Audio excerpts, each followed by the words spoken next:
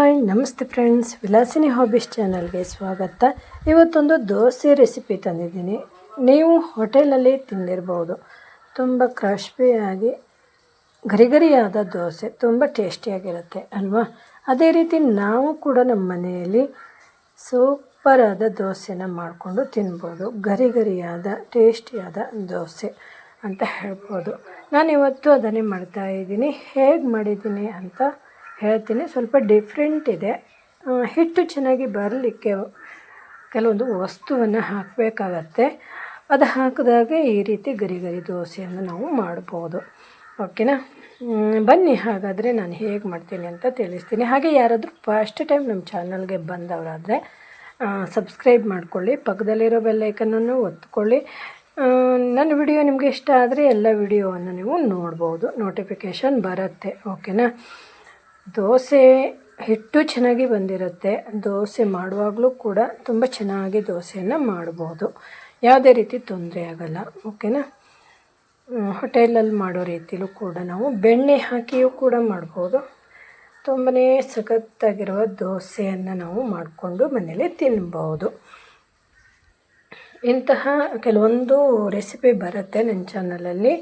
ಹಾಗೆ ನಾನು ಯಾವ ರೀತಿ ಮನೇಲಿ ಏನೆಲ್ಲ ಕೆಲಸ ಮಾಡ್ತೀನಿ ಆ ರೀತಿ ವಿಡಿಯೋಸು ಬರುತ್ತೆ. ಟೇಲರಿಂಗ್ ಇರ್ಬೋದು, ಗಿಡಗಳ ವಿಡಿಯೋ ಇರ್ಬೋದು, ಹೀಗೆ.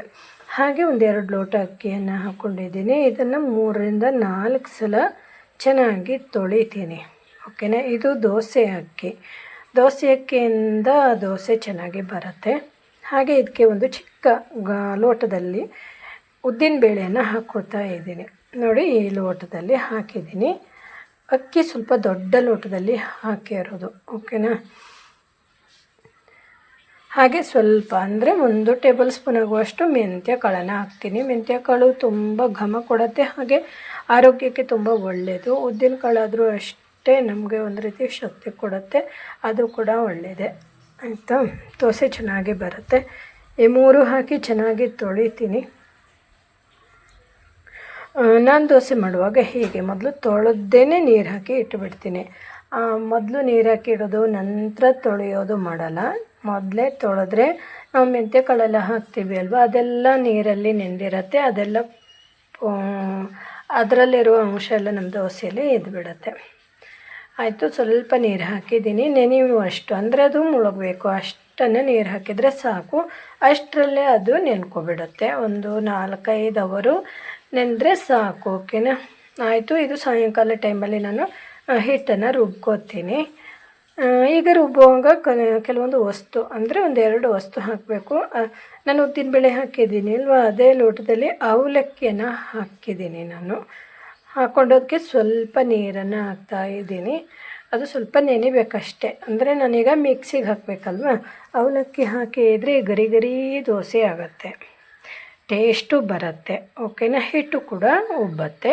ಹಾಗೆ ಒಂದು ಈರುಳ್ಳಿಯನ್ನು ತಗೊಂಡಿದ್ದೀನಿ. ಚಿಕ್ಕ ಈರುಳ್ಳಿ ಸ್ವಲ್ಪ ಕಟ್ ಮಾಡಿ ಇಟ್ಕೊಂಡಿದ್ದೀನಿ. ಈ ಈರುಳ್ಳಿ ಹಾಕಿದರೂ ಕೂಡ ಹಿಟ್ಟು ಚೆನ್ನಾಗಿ ಉಬ್ಬಿ ಬರುತ್ತೆ. ಓಕೆನಾ. ಹಾಗೆ ಅದು ಏನು ಗೊತ್ತಾ, ನಾವು ಹಿಟ್ಟನ್ನು ರೆಡಿ ಮಾಡ್ತೀವಿ, ಸ್ವಲ್ಪ ಹೊತ್ತು ಇಡ್ತೀವಿ ಅಲ್ವಾ.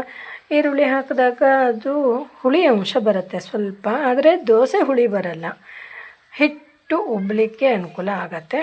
ನೋಡಿ, ಇಲ್ಲಿ ನಾನು ಹಿಟ್ಟನ್ನು ರೆಡಿ ಮಾಡ್ಕೋತೀನಿ.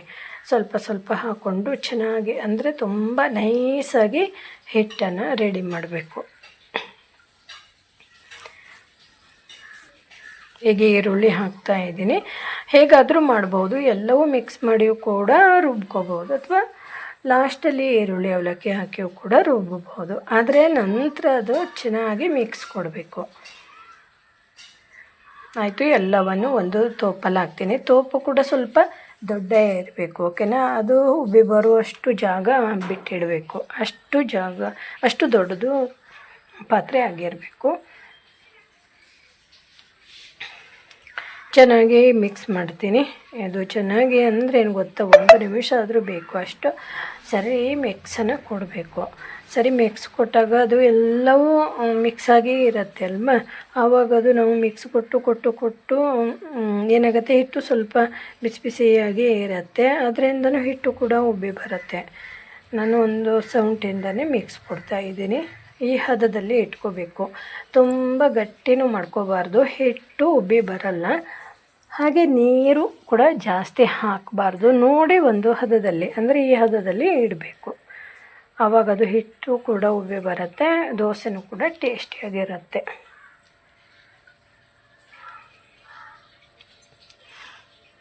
ಆಯಿತು, ಇದನ್ನು ನಾನೀಗ ಮುಚ್ಚಿ ಇಡ್ತೀನಿ. ಹಾಗೇ ಮುಚ್ಚಿ ಇಡಲ್ಲ, ಒಂದು ಸ್ಟ್ಯಾಂಡ್ ಇಟ್ಟು ಅದ್ರ ಮೇಲೆ ಒಂದು ಬಟ್ಟೆ ಹಾಕಿ ಬಟ್ಟೆಯನ್ನು ಕವರ್ ಮಾಡ್ತೀನಿ.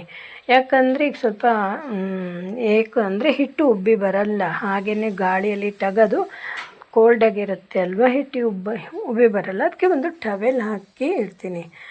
ಈ ರೀತಿ ಬಟ್ಟೆ, ಯಾವುದಾದ್ರೂ ಬಟ್ಟೆ ಆದರೂ ಓಕೆ, ಬಟ್ಟೆ ಹಾಕಿ ಈ ರೀತಿ ಮಾಡಿಟ್ಬಿಟ್ರೆ ಅಂದರೆ ಕೋಲ್ಡ್ ಆಗೋಲ್ಲ, ಸ್ವಲ್ಪ ಹೀಟಾಗೇ ಇರುತ್ತೆ ಅಲ್ವಾ, ಅವಾಗ ಹಿಟ್ಟು ಕೂಡ ಚೆನ್ನಾಗಿ ಬರುತ್ತೆ. ಎಲ್ಲ ಟೈಮಲ್ಲೂ ಈ ಥರ ಮಾಡ್ಬೋದು. ಮಳೆಗಾಲ ಚಳಿಗಾಲದಲ್ಲಂತೂ ಹೀಗೆ ಮಾಡಲೇಬೇಕು, ಇಲ್ಲಾಂದರೆ ಹಿಟ್ಟು ಉಬ್ಬಿ ಬರಲ್ಲ. ಹಾಗಂತ ಬೇಸಿಗೆ ಟೈಮಲ್ಲಾದರೆ ಹಾಗೆ ಓಪನಾಗಿ ಇಡ್ಬೋದು. ಬೆಳಿಗ್ಗೆ ನೋಡೋಣ, ನೋಡಿ ಹೆಂಗಾಗಿದೆ ಅಲ್ವಾ, ತುಂಬ ಸಖತ್ತಾಗಿ ಬಂದಿದೆ. ಇದಕ್ಕೆ ಸ್ವಲ್ಪ ಉಪ್ಪನ್ನು ಸೇರಿಸ್ಕೊಂಡು ಚೆನ್ನಾಗಿ ಮಿಕ್ಸ್ ಕೊಟ್ಟು ದೋಸೆ ಮಾಡಬೇಕು. ಉಬ್ಬಿ ಬಂದಿದೆ ಅಲ್ವಾ, ಜಾಸ್ತಿ ಹುಳಿನೂ ಆಗಲ್ಲ ಈ ರೀತಿ ಮಾಡಿದಾಗ. ಹುಳಿ ಅಂಶ ಅಂದರೆ ಹಿಟ್ಟು ಉಬ್ಬತ್ತೆ ಬಿಟ್ಟರೆ ದೋಸೆ ಹುಳಿ ಬರಲ್ಲ. ಓಕೆನಾ? ನಮಗೆ ಎಷ್ಟು ದೊಡ್ಡ ದೋಸೆ ಬೇಕು ಅಷ್ಟು ದೊಡ್ಡ ದೋಸೆನ ನಾವು ಮಾಡ್ಕೋಬೋದು. ಚಿಕ್ಕ ಮಕ್ಕಳಿದ್ದರೆ ಪುಟ್ಟ ಪುಟ್ಟ ದೋಸೆ ಮಾಡ್ಕೊಳ್ಬೋದು. ಹಾಗೆ ಸ್ವಲ್ಪ ದಪ್ಪ ದೋಸೆನೂ ಮಾಡ್ಬೋದು, ತೆಳ್ಳಗಿನ ದೋಸೆನೂ ಕೂಡ ಪೇಪರ್ ಥರ ಬರುವ ಹಾಗೇನೂ ಕೂಡ ದೋಸೆ ಮಾಡ್ಬೋದು. ಆದರೆ ಅದು ದೋಸೆ ಮಾಡ್ತೀವಿ ಅಲ್ವಾ, ದೋಸೆ ಮಾಡುವಂತಹ ಇದು ಬಂಡಿ ಇದೆ ಅಲ್ವಾ, ಅದು ಚೆನ್ನಾಗಿ ಇರಬೇಕಾಗತ್ತೆ.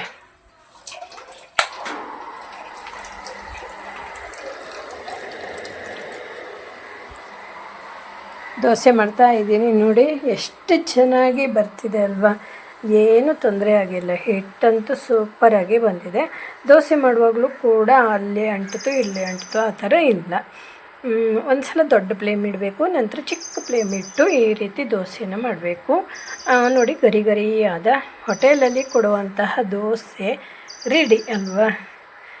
ತುಂಬ ಟೇಸ್ಟಿಯಾಗೂ ಇರುತ್ತೆ, ಹಾಗೆ ತಿನ್ನಲಿಕ್ಕೂ ಕೂಡ ತುಂಬ ಖುಷಿಯಾಗತ್ತೆ. ಯಾಕಂದರೆ ಗರಿ ಗರಿಯಾಗಿ ಬಂದಿರತ್ತಲ್ವ.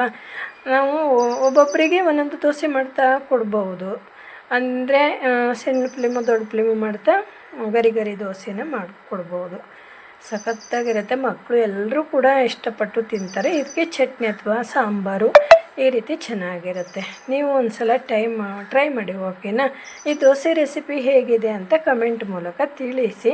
ನೀವು ಕೂಡ ನಿಮ್ಮಲ್ಲಿ ದೋಸೆ ಚೆನ್ನಾಗಿ ಬರ್ತಿಲ್ಲ ಅಂದರೆ ಈ ರೀತಿಯಲ್ಲಿ ಹಿಟ್ಟನ್ನು ರೆಡಿ ಮಾಡೋದನ್ನು ನೋಡಿಕೊಳ್ಳಿ, ಹಾಗೆ ಫಾಲೋ ಮಾಡಿ, ಓಕೆನಾ? ನನ್ನ ಚಾನಲಲ್ಲಿ ಎಲ್ಲ ವಿಡಿಯೋಸು ಬರುತ್ತೆ. Thank you. ನನ್ನ ವಿಡಿಯೋ ನೋಡಿದ ಎಲ್ರಿಗೂ ತುಂಬ ಹೃದಯದ ಧನ್ಯವಾದಗಳು. Bye. Thank you so much. Thank you.